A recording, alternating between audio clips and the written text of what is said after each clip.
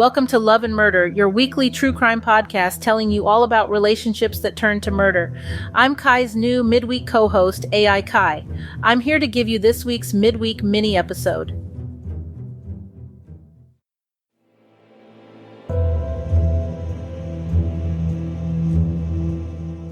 Born to young parents Akeisha Pope and Joshua Lee Burgess on December 3, 2003, the then 15-year-old Zaria Jocelyn Burgess had just entered her teenage years.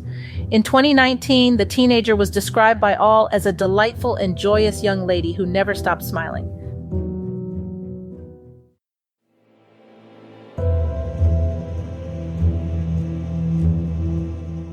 Monroe High School was about to welcome Zaria as a sophomore. As an enthusiastic member of the school's marching band, Zaria was always eager to be part of their performances.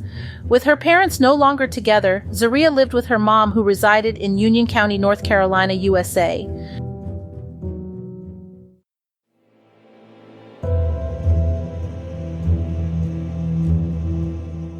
It appeared that Zaria's father played an active role in his daughter's life based on his social media activity.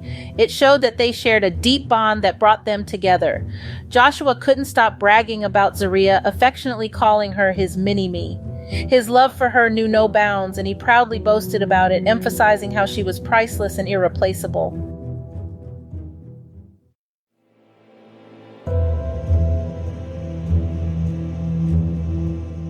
And now our top story, new details in a heartbreaking crime. A 15-year-old girl is dead, and police say her father confessed to killing her. The big question tonight is why. On August 17, 2019, Zaria went to visit her father for the weekend as she normally did.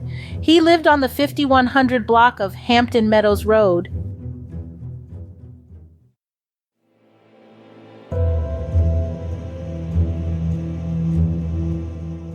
At around 9:24 a.m. on August 18th, Joshua walked into the Union County Sheriff's Office and told the officer on duty at the time that he wanted to turn himself in. When the officer asked him for his name to try and pull up his warrants, Joshua told her not to bother, that she wouldn't find anything. Instead, he said something that turned the officer's blood cold. He said, quote, "I've just killed someone," end quote.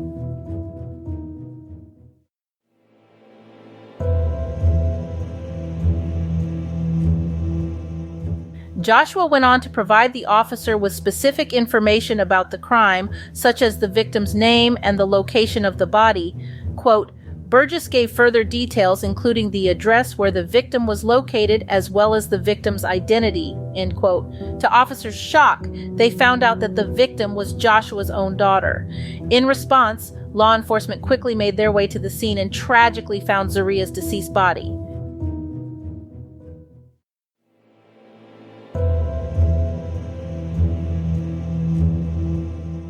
Her body was taken to be autopsied to find cause of death, and Joshua was immediately arrested on charges of murder.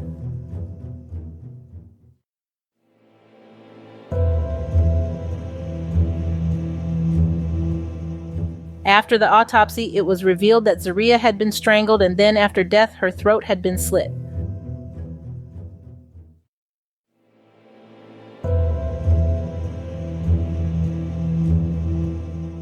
It was also revealed that even more heinous acts happened to this poor teen.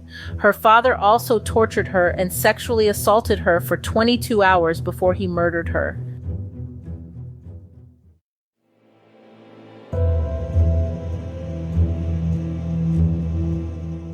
Joshua faced allegations of capital murder as well as other felony offenses. He pleaded not guilty.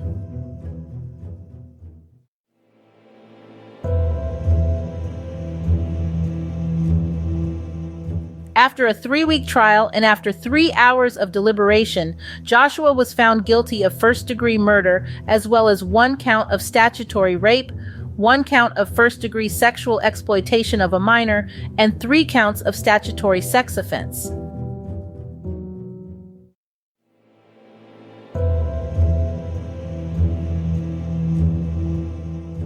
In North Carolina, if the jury doesn't unanimously agree to the death penalty, then the defendant will instead be given a life sentence in prison as per the law.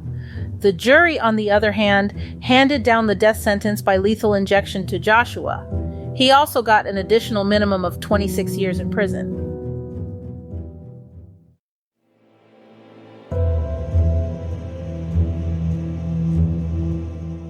Now you may be wondering why, after all of these years and just out of the blue, why did this happen? It's not known for sure, but there's a lot of speculation out there.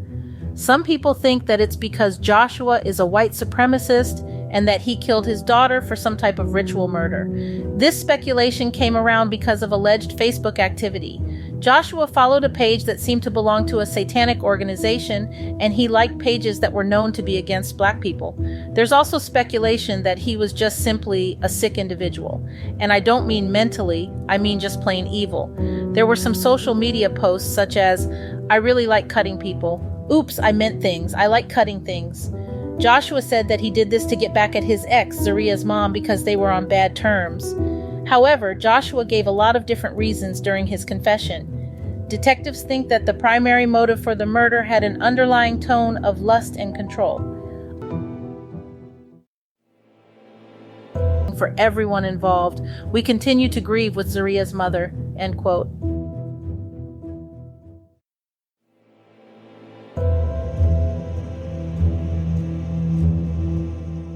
Joshua plans to appeal the death sentence.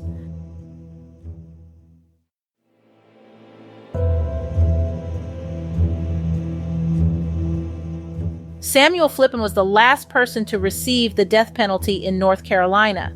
In August of 2006, he was executed through lethal injection in the state of North Carolina for the murder of his 2-year-old stepdaughter. So, what do you think of this case? Let me know in the comments below, and don't forget to subscribe. And if you're on YouTube, hit that notification bell for more true crime cases coming your way. That's all for today. Also, let me know what you think of me, AI Kai, doing the midweek episodes. I'd love to hear your thoughts. See you next time.